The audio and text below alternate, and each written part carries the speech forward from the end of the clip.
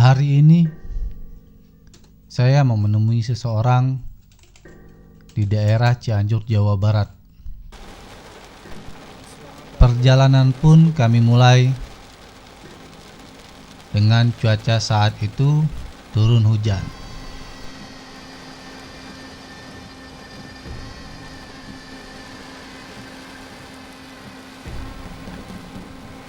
Rasa penasaran ini semakin besar setelah saya mendengar kabar beliau masyarakat pertama sekaligus pemilik tanah dan penemu situs megalitik Gunung Padang.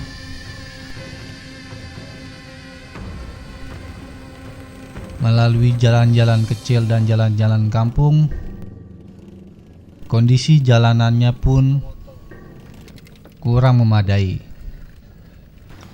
Licinnya jalan pun harus kami lalui, perlahan namun pasti.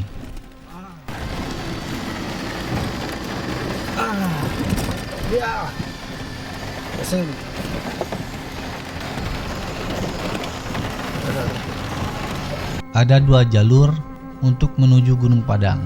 Nah, kebetulan yang kami lalui ini kami menggunakan jalur alternatif agar jarak tempuh kami ke lokasi tidak terlalu jauh. Ya, bisa dibilang kami memotong jalan. Selama di perjalanan, kami menikmati pemandangan sekitar, lereng-lereng bukit dan luasnya kebun teh. Sungguh indah Indonesiaku ini. Perjalanan kami tempuh selama 3,5 jam. Kami mulai perjalanan dari Lido Bogor menuju Cianjur. Alhamdulillah, trafik jalan lumayan lancar. Hanya saja kami tidak bisa melaju dengan kencang di tengah cuaca seperti ini. Ditambah lagi dengan kondisi jalanan yang tidak begitu baik. Tepat pukul 4 waktu Indonesia Barat, kami sudah berada di kawasan Gunung Padang, Cianjur, Jawa Barat. Di awal tadi saya ceritakan saya akan menemui seseorang. Ya, inilah seseorang yang saya maksud. Beliau bernama Abah Dadai, sesepuh sekaligus mantan pensiunan Dinas Pariwisata Jawa Barat. Saya menemui beliau untuk sekedar silaturahmi dan berbincang tentang Gunung Padang dari sudut masyarakat setempat. Bismillahirrahmanirrahim. Assalamualaikum warahmatullahi wabarakatuh. Alhamdulillah, dina waktu ini sekarang saya akan memaparkan tentang keberadaan cagar budaya Gunung Padang atau situs Gunung Padang, atau dinamakan secara versi tentang Gunung Padang ada 2 versi. Yang ke-1 ada yang namanya Gunung Padang untuk secara orang yang datang kunjungan atau wisata. Kedua, ada yang dinamakan Nagara Surya Padang atau Nagara Siang Padang, Nagara Papadang Ati, untuk orang yang mengenang leluhur dulu yang udah menata tempat gunung ini, atau mengenang nenek moyang dulu yang secara mempergunakan tempat itu.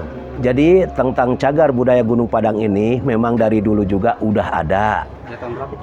Waktu dulu juga ada cerita di tahun 1914 dari pusat di Jakarta juga udah ada catatan yang namanya NJ Krum.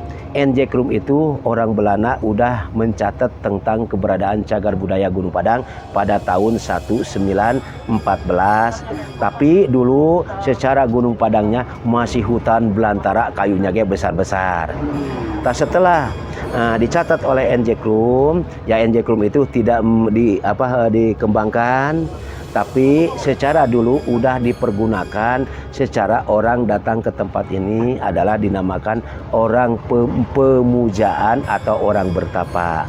Jadi dulu teh digunakan khususnya nyata orang pemujaan atau bertapa. Tapi kan orang dulu ya mempergunakan ini untuk tapa ya. Ya, jadi kalau sekarang memang artian antara dulu dengan sekarang teh beda. Ait bahasa dulu mah bahasana negatif. Jadi bila mana kita doa di gunung disebut muja, doa di gunung disebut tapa. Tapi ku artian sekarang mah kita artian zaman sekarang teknologi sekarang mah muja itu dari kata puja puji kepada yang maha kuasa Allah.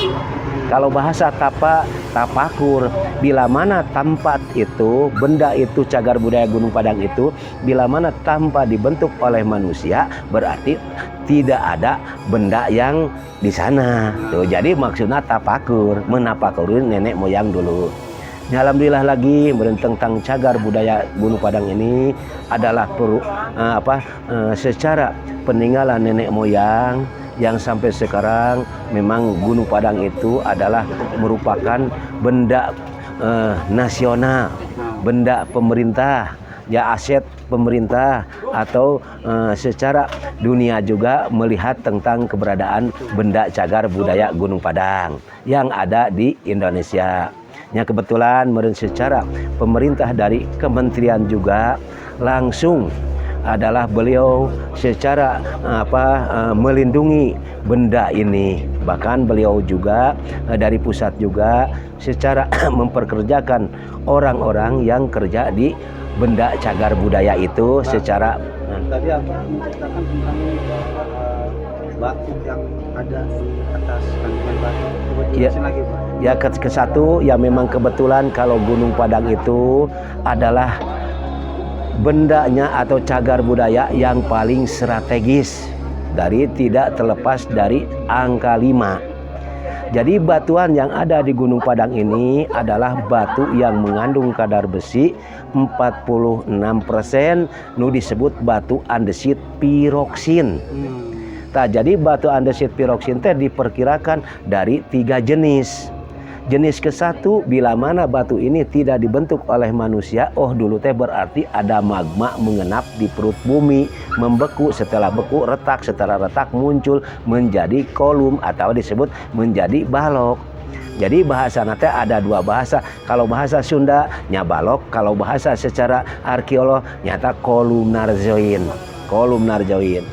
Kedua adalah batu ini bila mana bentukan manusia, berarti dulu teh ada batu gunung. Tapi dari lapa juga ngan dibentuk oleh manusia. Nah, keduanya bisa juga. Ketiga adalah batu yang seperti mengandung kadar besi seperti 46% itu adalah bisa juga benda langit. Disebut meteorit. Nah, jadi kalau benda yang mengandung kadar besi 46% itu adalah benda seperti 3 jenis. Ke-1 benda magma, kedua batu gunung dibentuk oleh manusia, ketiga benda langit. Mengenai jalurnya, Pak, kan ada 2 jalur nih, ya. Kiri dan kanan.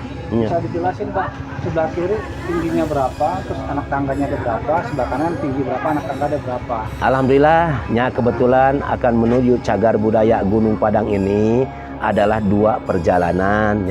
Perjalanan ke-1 adalah secara jalan utama yang dinamakan Jalan Cagar Budaya. Panjangnya 178 meter, anak tangganya 378 anak tangga. Jalan kedua adalah 300 meter dan dipakai beton, betonnya injakannya adalah 703 injakan. Oke. Terus ini, Mbak, kan Gunung Padang itu ada 5 gundukan ya, atau 5 tingkat. Iya. Nah, maksud dari angka 5 itu yang tadi Abah jelasin saya, tolong jelasin lagi, Mbak. Jadi maksudnya gini juga, dari batuan yang tadi kebanyakan kolumnarzoin itu, kolumnarzoin itu, batu balok itu hampir 70% itu sudutnya 5. Yang disebut adalah pentagonal atau krisma.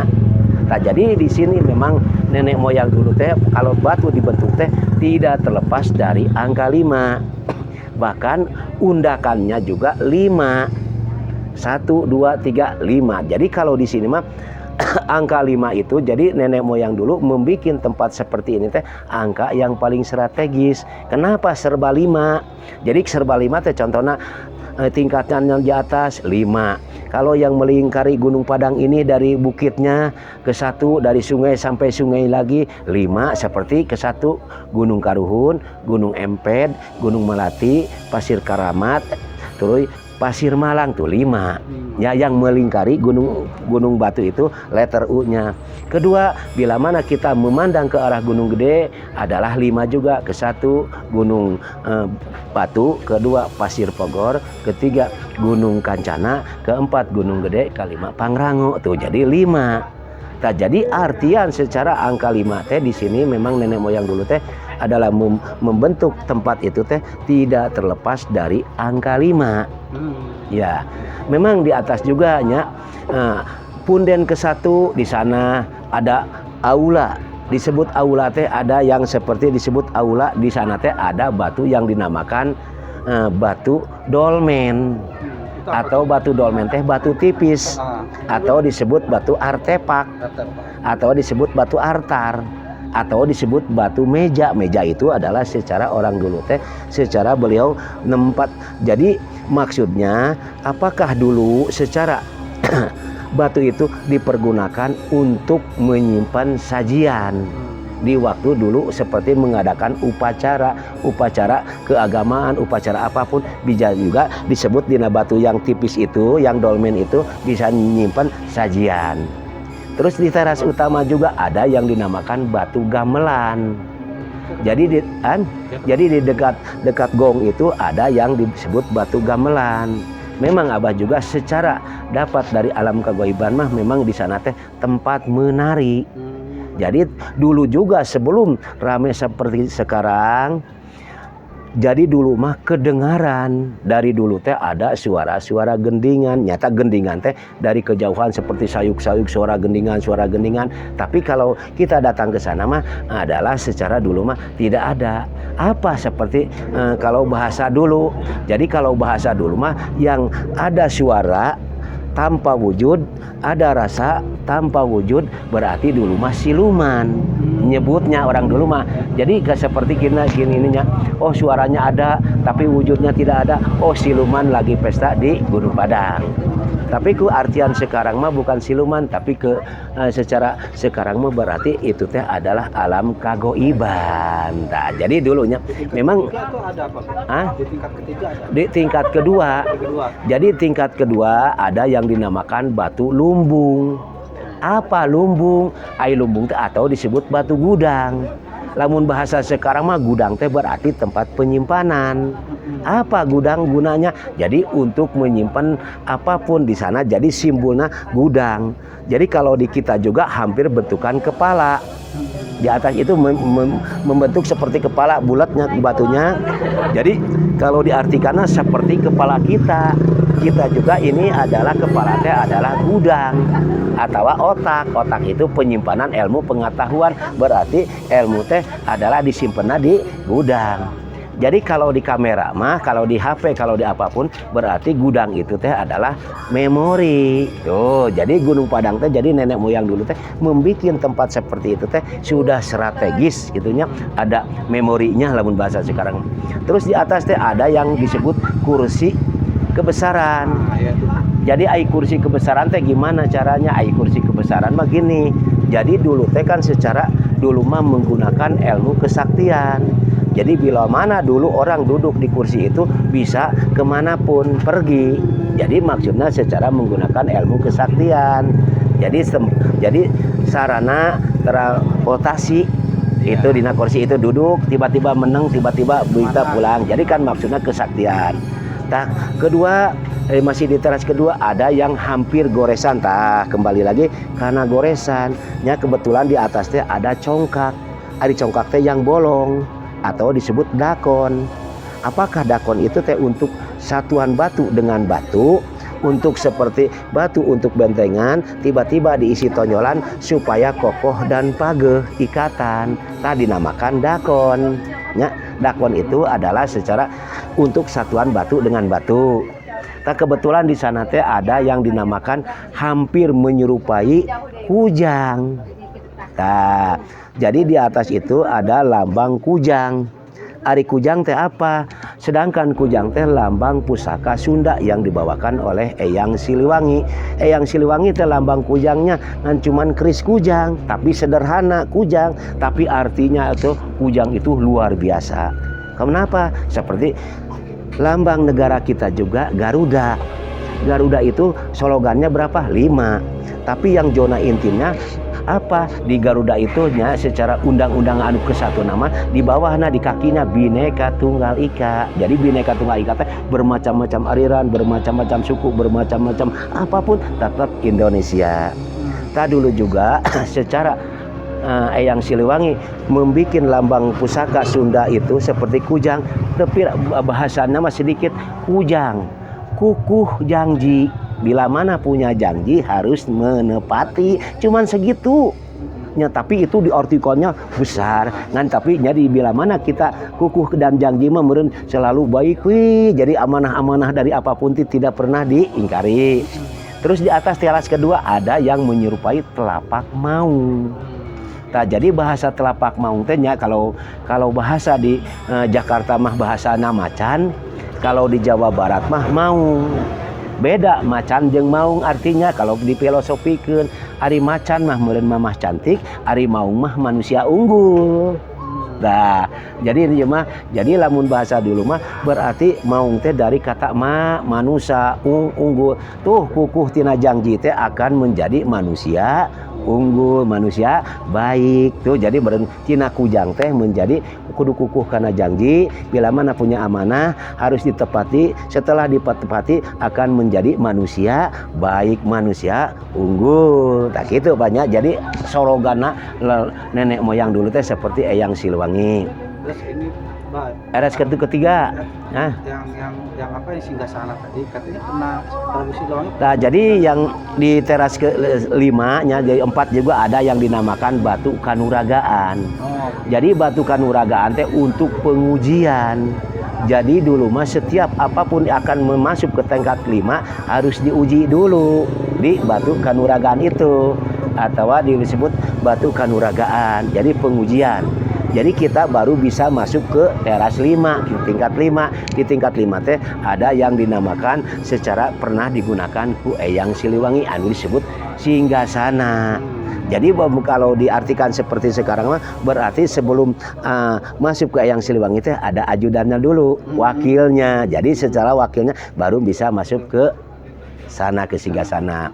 Terus kedua, tentang cagar budaya Gunung Padang adalah merupakan secara simbol dan simbol kehidupan manusia juga ada simbolnya, dan di ciptaan Allah itu tidak terlepas dari angka 5. Jadi angka 5 teh secara manusia juga diciptakan oleh Allah tidak terlepas dari angka 5. Terus kita juga menurut undang-undang negara 5, undang-undang muslim 5. Terus kita juga harus melaksanakan yang 5.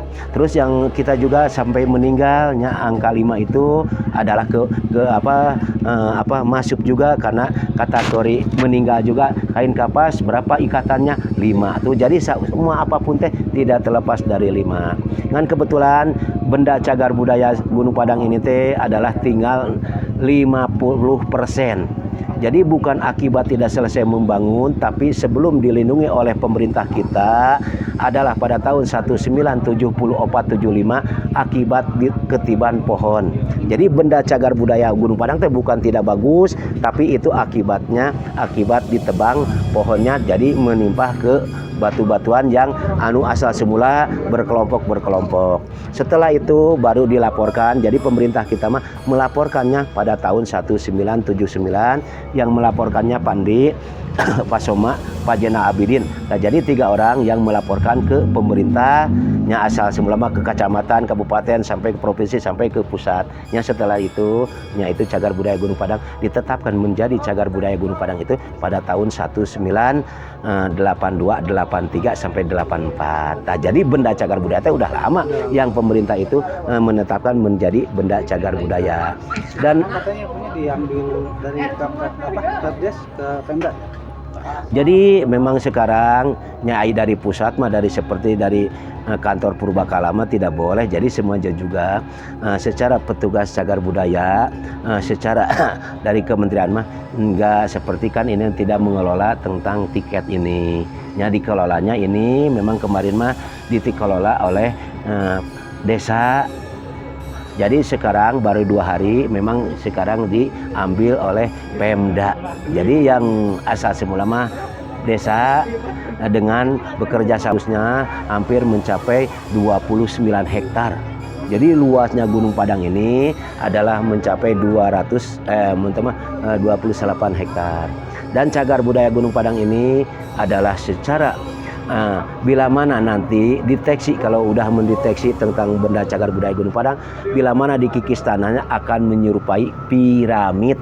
Ya, jadi piramid itu bila mana dibuka, dikikis tanahnya, timbul dari kejauhan hampir menyerupai piramid. Kayak gitu tentang benda cagar budaya. Ya, alhamdulillah Abah Mas tentang cagar budaya dan secara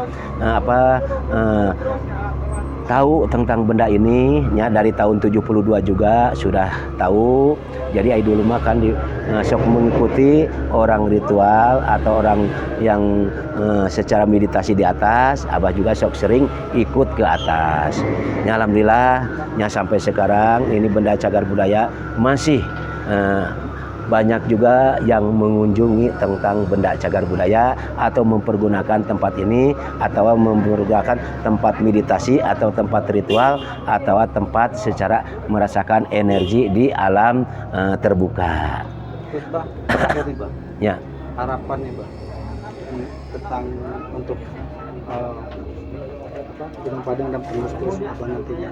Ya, alhamdulillah Gunung Padang mas sampai sekarang juga masih diperhatikan oleh Mendikbud. Kan sekarang juga lagi ada pembangunan dari kementerian menata tentang keberadaan benda cagar budaya.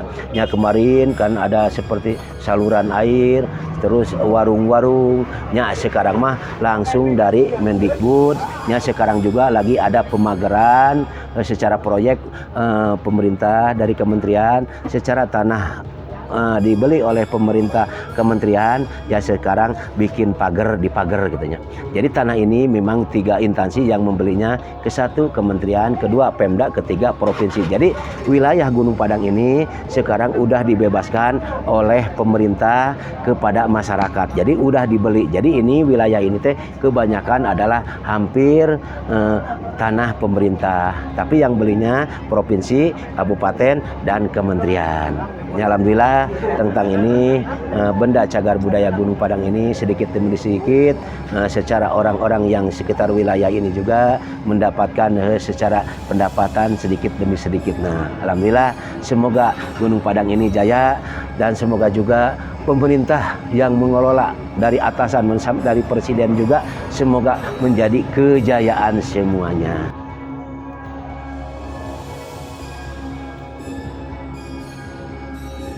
Mungkin ada pelajaran yang bisa kita ambil dan semoga bermanfaat untuk kita semua. Setelah mendapatkan informasi dari Abah Dadai, saya akan mengajak kalian ke puncak Gunung Padang. Kita akan melihat dari dekat salah satu peninggalan manusia di peradaban 8.000 tahun silam.